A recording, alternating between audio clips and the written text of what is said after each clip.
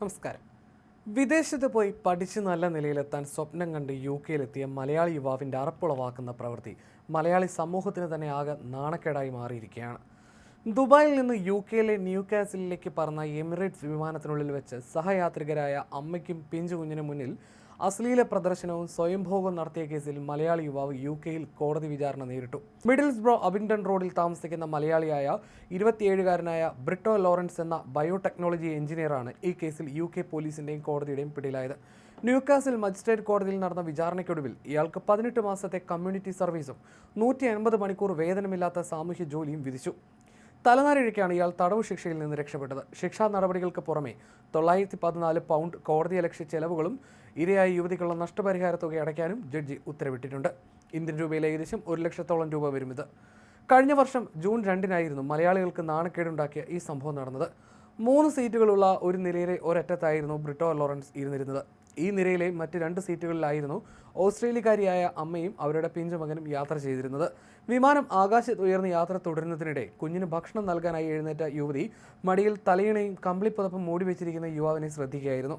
ആദ്യം യുവാവ് മടിയിൽ സൂക്ഷിച്ചിരുന്ന തലയിണയ്ക്കടിയിൽ എന്തോ കണ്ട് അത് ഏതെങ്കിലും ആയുധമായിരിക്കുമെന്ന് ഭയന്ന യുവതി പിന്നീട് സൂക്ഷിച്ചു നോക്കിയപ്പോഴാണ് ഇയാളുടെ ലജ്ജാകരമായ പ്രവൃത്തി തിരിച്ചറിഞ്ഞത്.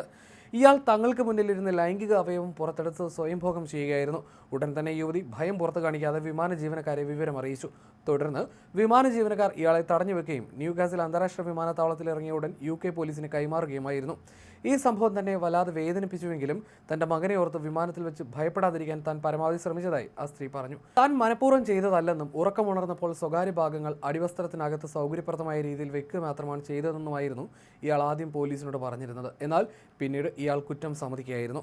കേസിന്റെ വിചാരണ വേളയിൽ പരാതിക്കാരിയായ ഓസ്ട്രേലിയൻ വനിത വീഡിയോ ലിങ്ക് വഴി തെളിവുകൾ നൽകാൻ തയ്യാറായെങ്കിലും വിചാരണയുടെ അവസാന നിമിഷം ഇയാൾ കുറ്റം സമ്മതിച്ചു. എന്നാൽ കേസിൽ ശിക്ഷാവിധി വരാനിരിക്കെ കുറ്റം സമ്മതിച്ചത് സമ്മർദ്ദത്തിന് വഴങ്ങിയാണെന്നും അത് പിൻവലിക്കാൻ അനുവദിക്കണമെന്നും ഇയാൾ ആവശ്യപ്പെട്ടെങ്കിലും ഡിസ്ട്രിക്ട് ജഡ്ജ് കേറ്റ് മീക്ക് ഇത് പൂർണ്ണമായും തള്ളി.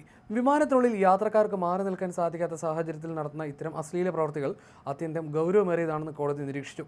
തൊട്ടടുത്തൊരു പിഞ്ചു കുഞ്ഞുണ്ടായിരുന്നു എന്നത് കുറ്റത്തിന്റെ വ്യാപ്തി കൂട്ടുന്നു. തുടർന്ന് ഇയാൾ കുറ്റക്കാരനാണെന്ന് കോടതി ഉറപ്പിക്കുകയായിരുന്നു. യാത്രയിലായതിനാൽ ആ സാഹചര്യത്തിൽ നിന്ന് മാറിപ്പോകാൻ സാധിക്കാത്ത ആളുകൾക്ക് മുന്നിലാണ് ഇതെന്നതിനാലും തൊട്ടടുത്തിരുന്നത് ഒരു ചെറിയ കുഞ്ഞായിരുന്നു എന്നതിനാലും ഈ കുറ്റകൃത്യത്തെ ഏറെ ഗൗരവത്തോടെയാണ് കാണുന്നതെന്ന് കോടതി വിലയിരുത്തി. കേരളത്തിൽ APJ അബ്ദുൽ കലാം സാങ്കേതിക സർവകലാശാലയിൽ നിന്ന് ബയോടെക്നോളജിയിൽ BTech ബിരുദം നേടിയ വ്യക്തിയാണ് ബ്രിട്ടോ ലോറൻസ്. തുടർന്ന് സാറ ബയോടെക് എന്ന സ്ഥാപനത്തിൽ ജോലി ചെയ്ത ശേഷമാണ് ഇയാൾ മാസ്റ്റേഴ്സ് ബിരുദത്തിനായി UK-ലെ ടീസൈഡ് യൂണിവേഴ്സിറ്റിയിൽ എത്തിയത്. നിലവിൽ പഠനം പൂർത്തിയാക്കി വർക്ക് വിസയിൽ ജോലി ചെയ്തു വരികയായിരുന്നു.